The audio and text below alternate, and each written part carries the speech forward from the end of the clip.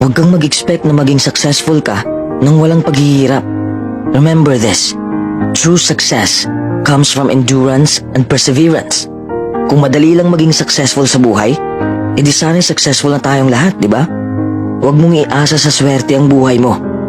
Invent opportunity and embrace your failures. Maraming taong hihila sa'yo pababa, pero huwag kang magpapahila sa kanila. Huwag kang makinig sa mga taong toxic. Oo, mapapagod ka sa iyong paglalakbay. Dadaanan mo ang mahihirap na sitwasyon. Darating ka sa punto na mawawalan ka na ng ganang gawin ang passion mo at mabibigo ka.